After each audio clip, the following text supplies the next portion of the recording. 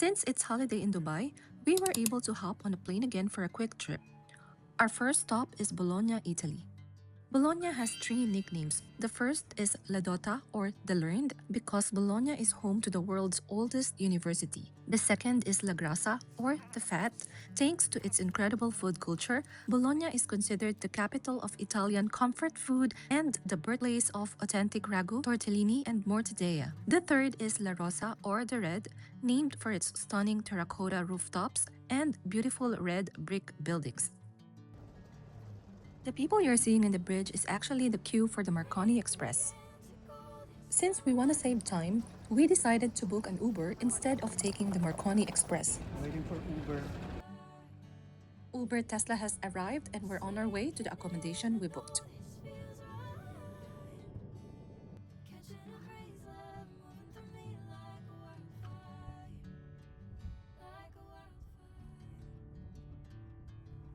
The accommodation we booked is simple and small, but it's okay. The good thing is that its location is walking distance to Piazza Maggiore and all other landmarks of Bologna.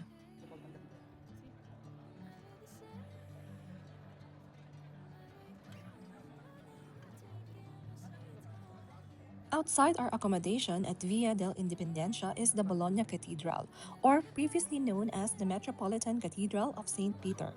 Bologna Cathedral is the primary seat of the Archbishop of Bologna.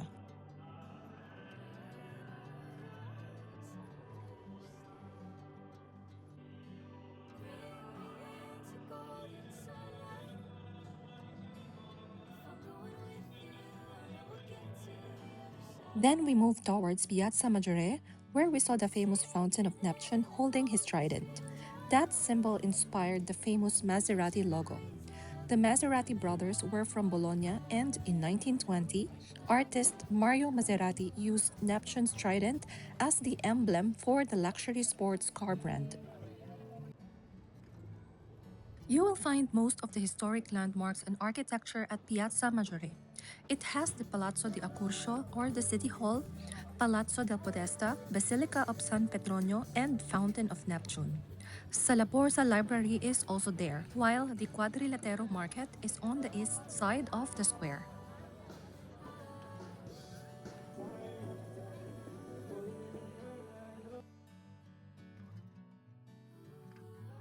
We tried to locate the Whispering Walls under the Palazzo del Podestà. It is somewhere here. Unfortunately, we are unable to see it as the Voltone del Podestà is currently undergoing a restoration project.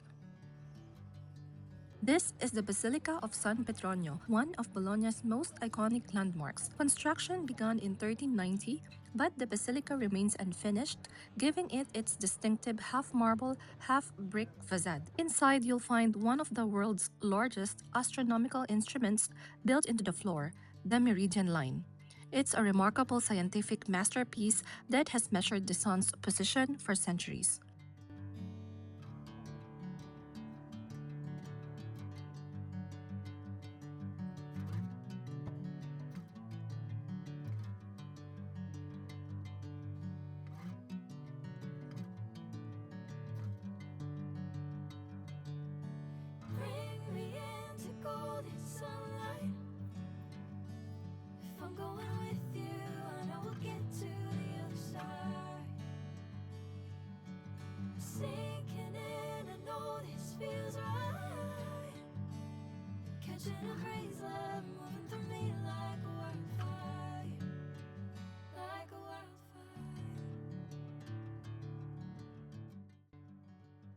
Bologna is well known for its medieval towers.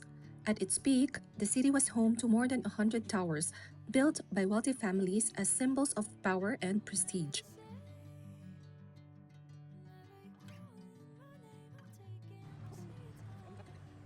Today, only around 20 remain standing.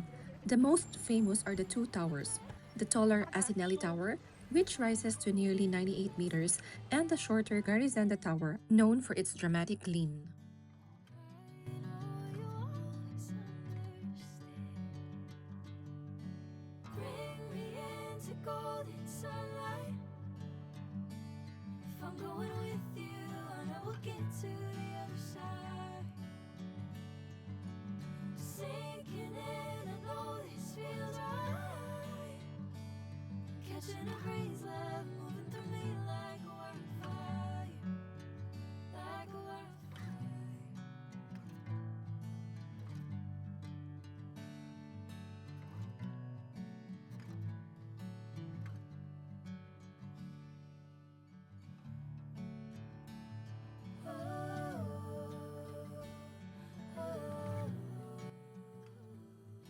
We then visited the Santo Stefano complex, also known as the Seven Churches.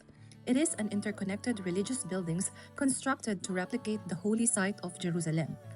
According to tradition, the complex was created by Saint Petronius, the Bishop of Bologna, after a pilgrimage to Jerusalem.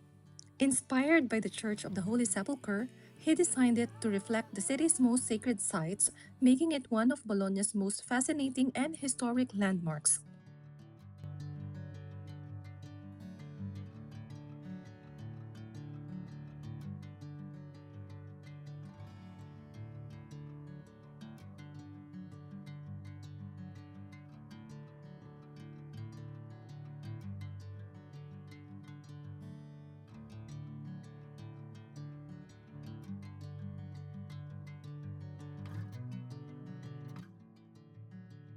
After exploring the seven churches, we wandered through the peaceful medieval cloister before visiting the small museum inside the complex. The museum is filled with sacred art, ancient relics, and centuries old artifacts, making it a hidden gem for anyone interested in Bologna's history. Bring me into golden sunlight. If I'm going with you, I know we'll get to the other side. Sinking in, I know this feels right. Catching a breeze, love moving through me like a wildfire. If you're enjoying our Bologna adventure, make sure to hit the like button and subscribe so you won't miss our future trips.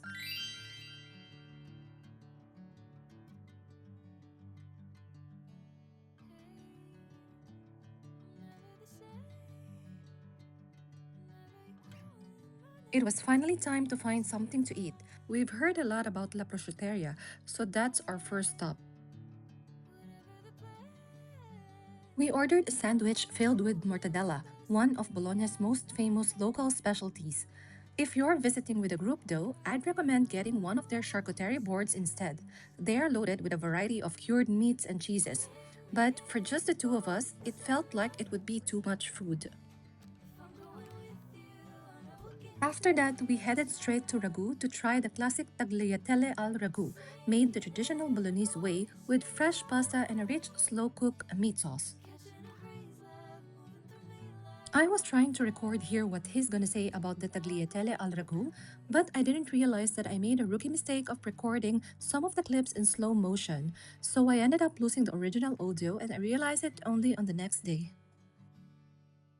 With our cravings satisfied, we spent some more time wandering through the streets of Bologna.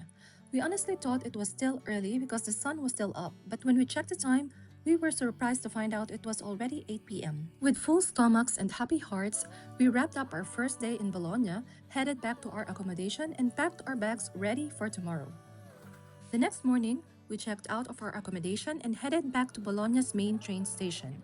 Since we were only spending one night in San Marino, we didn't want to bring all of our luggages with us. Instead, we left our bags at KiPoint, the official luggage storage service inside Bologna Central Station. It's a really convenient option if you're planning a side trip or have a few hours to explore before your next train. They are open daily, and here are their opening hours and luggage storage rates. The price is quite reasonable, especially for the convenience of traveling light. With just a small backpack and a change of clothes, we were ready for our overnight adventure. Before leaving, we also bought our train tickets to Rimini at the station. There's no need to book them far in advance for this route, as it's easy to book them on the same day. And from here, we'll simply wait for our train to Rimini.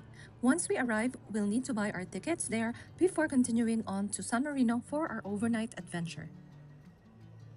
We'll save our San Marino adventure for a separate video. For now, let's skip ahead to when we're back in Bologna and continue exploring the city.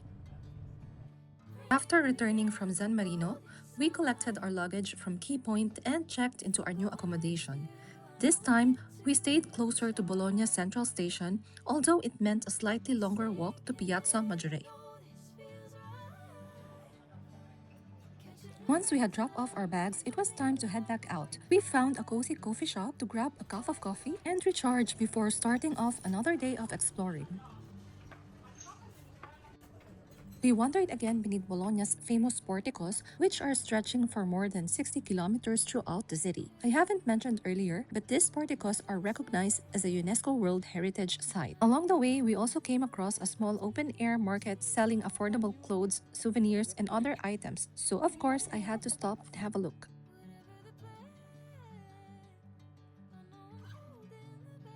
We eventually found the famous Little Venice window, or La Piccola Venezia. If you don't already know where it is or haven't pinned it on your map, you'll probably walk right past it. We spotted a mortadella shop and couldn't resist ordering another mortadella sandwich.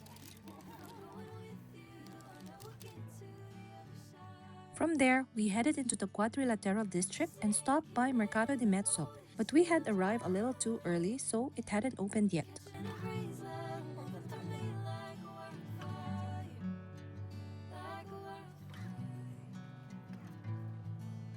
Next, we visited Salaborsa, Bologna's main public library. Even if you're not planning to borrow a book, it's worth stepping inside to admire its beautiful architecture. One of its most fascinating features is the glass floor, where you can look down and see archaeological remains from ancient Roman Bologna beneath your feet.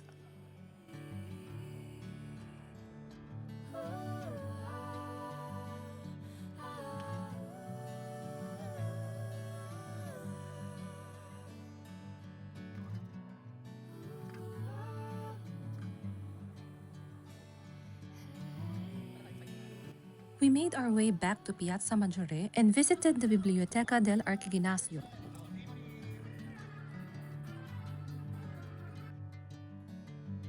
Once the main building of the University of Bologna, the world's oldest university, it's now a historic library famous for its beautiful wooden interiors and the thousands of coats of arms decorating its walls and ceilings.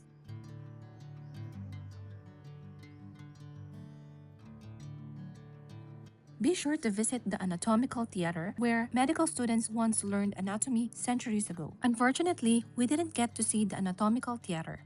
It opens at 10 a.m., but with a flight to catch, we couldn't wait any longer. I guess that's one more reason for us to come back to Bologna someday.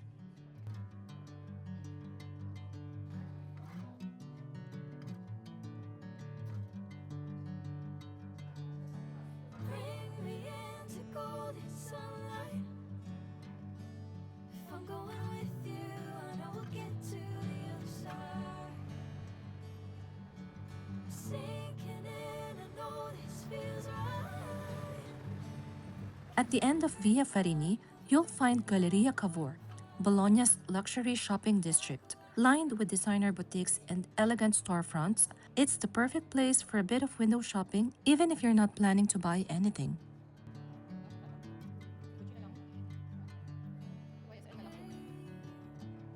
Never the same.